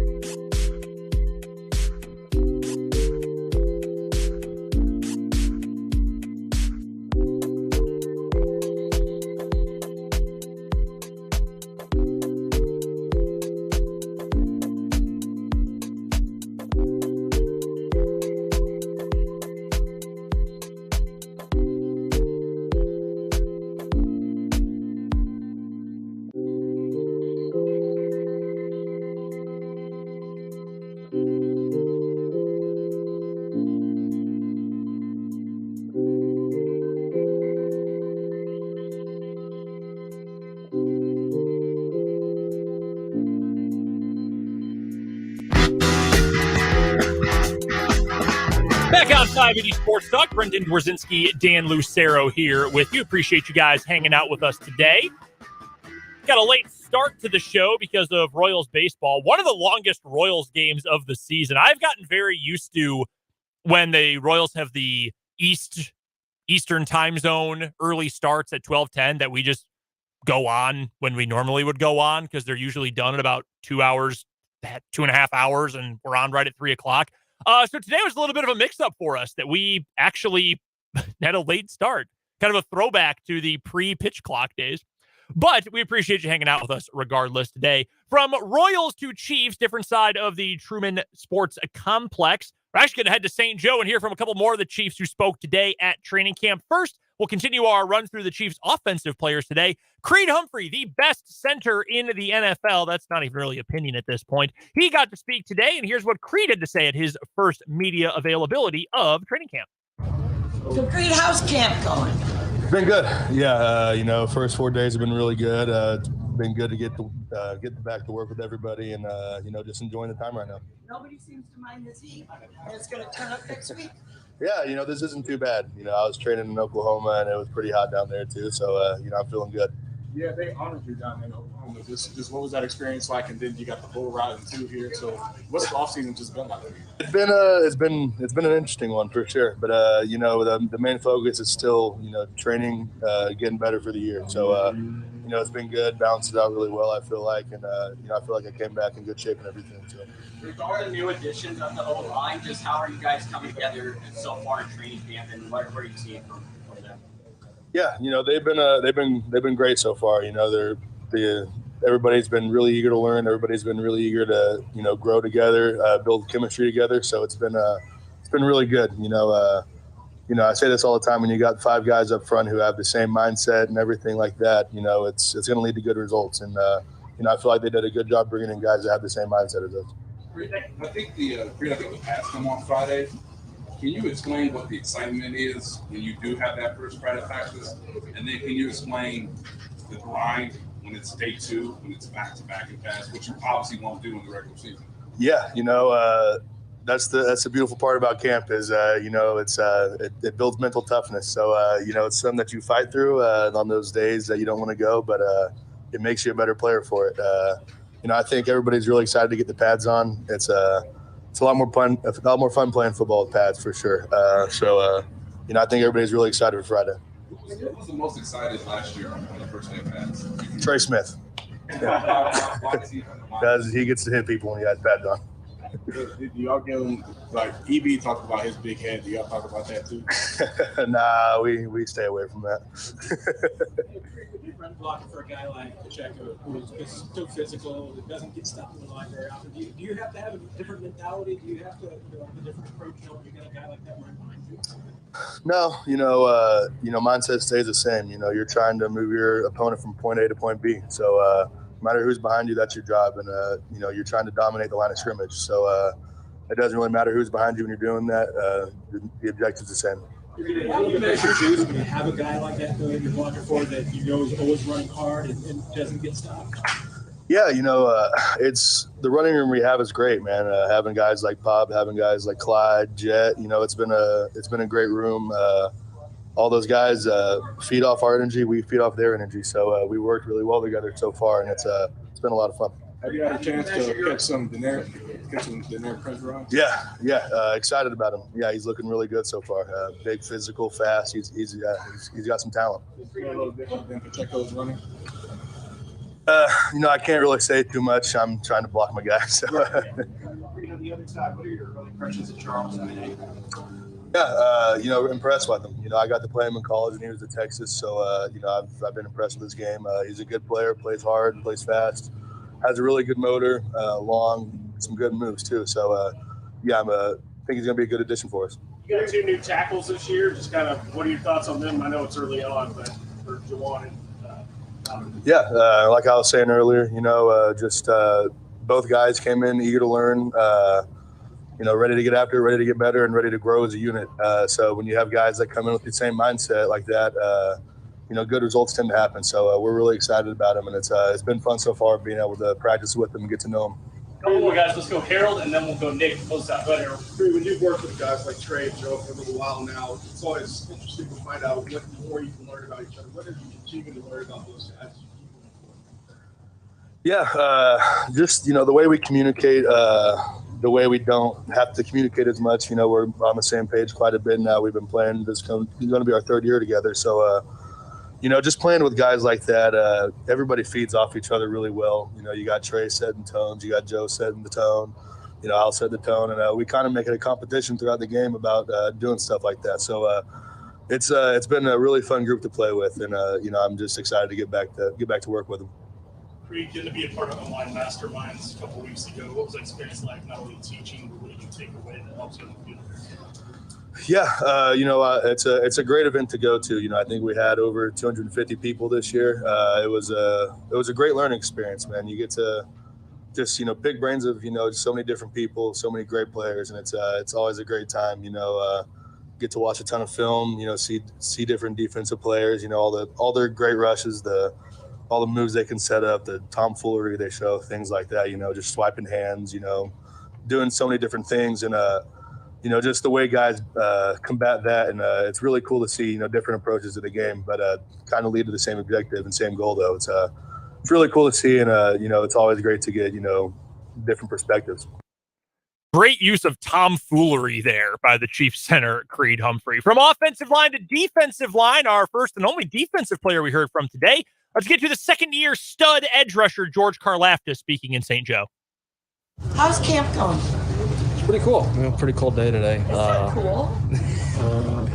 It's been going pretty good. We have a great group of guys. We have guys that have had some experience playing, a lot of new guys, some young guys. So it's been great.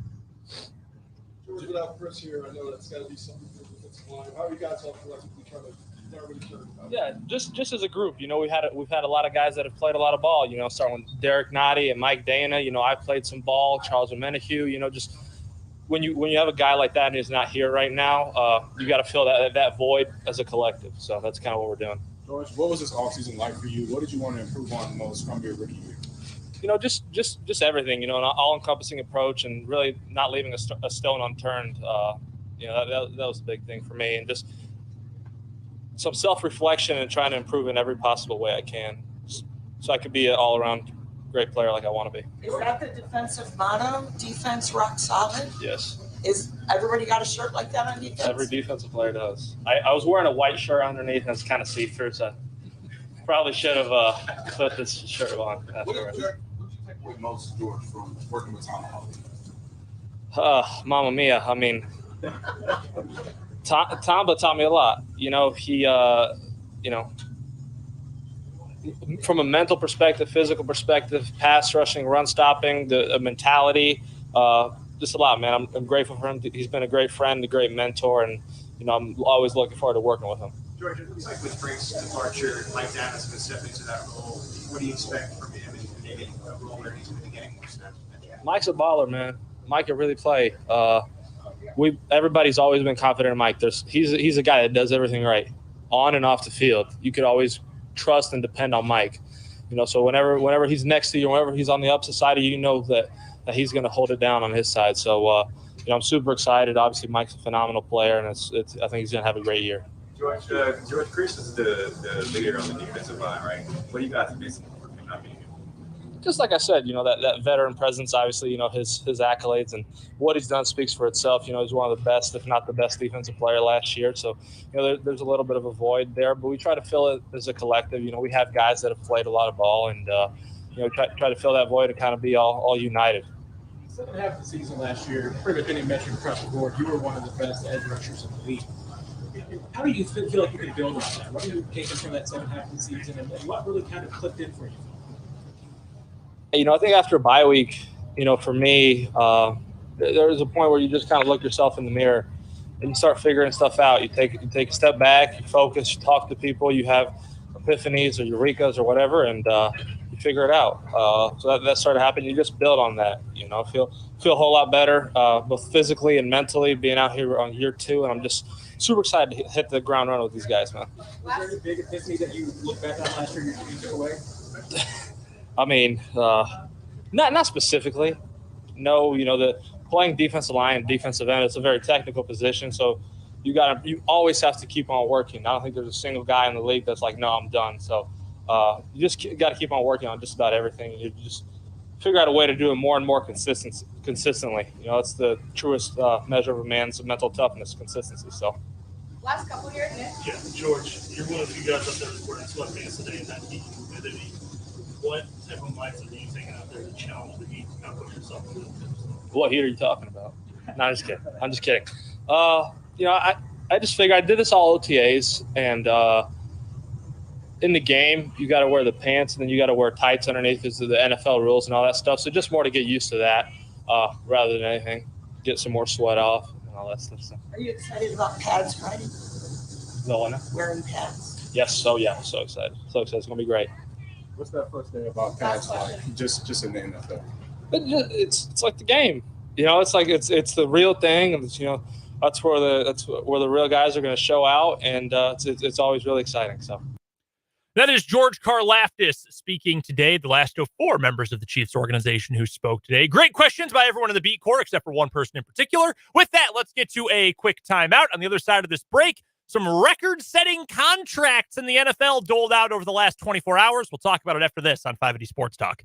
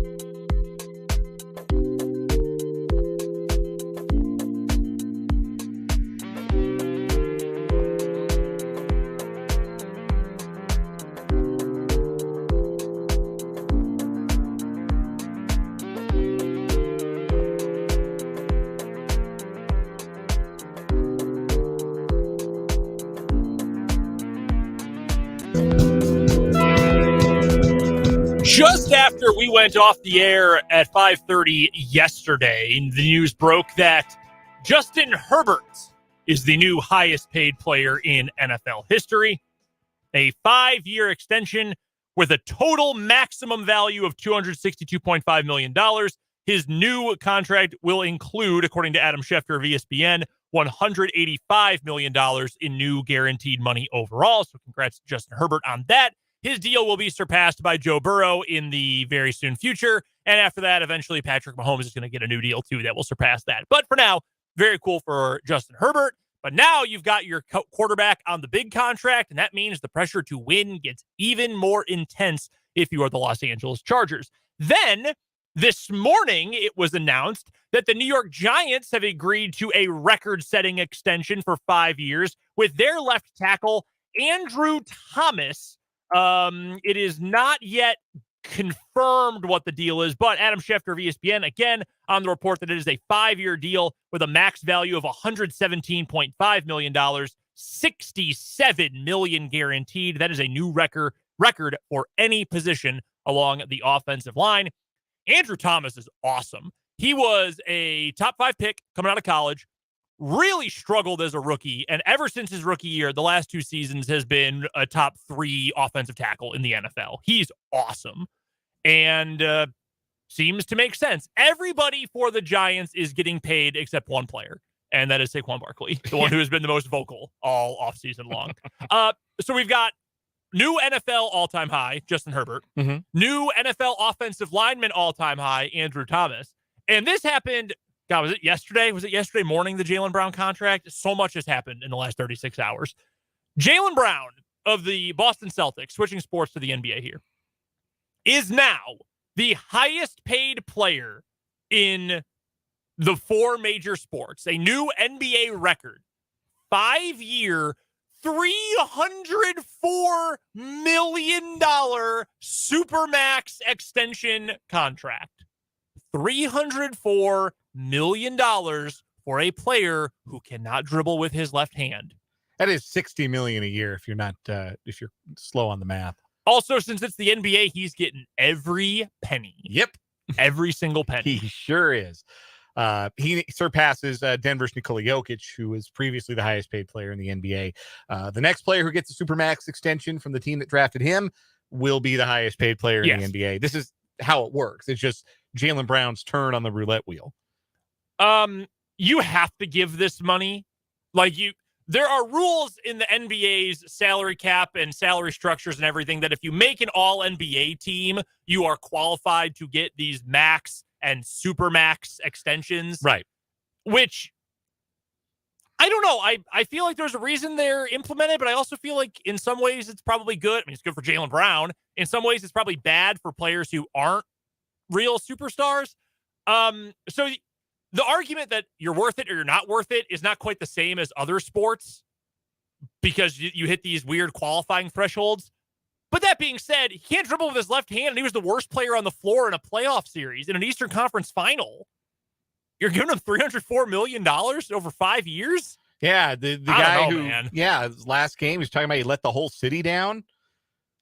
And that's a lot of money. It's a lot of money. He's a 27.7 rebound a game guy. Those don't grow on trees, but you're also right to note that he still hasn't developed a strong left hand 7 years into his NBA career, which is utterly ridiculous. Vance on YouTube, he says, I don't think that Justin Herbert is that good. I think he's average at best. Changed my mind. I thought that until the final game of the 21 season, the Chargers-Raiders game, where the Chargers defense was a sieve. They couldn't stop anyone. It was winner gets into the playoffs, or if they tied, both would have gotten in, which people on Twitter were rooting for. And I went into that game thinking, nah, he's mid. He's nothing. Then I saw him play that game, and I thought, okay, I see it. Like, I get it now. I still think he is in the tier below, I mean, certainly below Mahomes, but in the tier of humans, still below Burrow and Allen. I think he would be in that next group. Jalen Hurts is probably in there. I think Lamar is probably in there. Aaron Rodgers is somewhere between those two, even at almost 40 years old. But again, you got to win. This is a results-based business. You've got to win. So you can say all the great things about his talent, which he certainly has, about his terrorist of an offensive coordinator, which he definitely had before he got fired. But at some point, you got to win.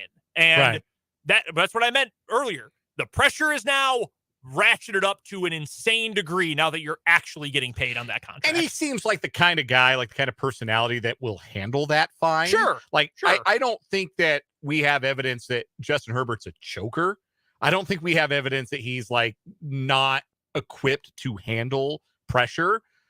We just don't have a lot of evidence that he's winning football games. And again, I don't think that's entirely his fault. It would be unfair to say that is entirely his fault.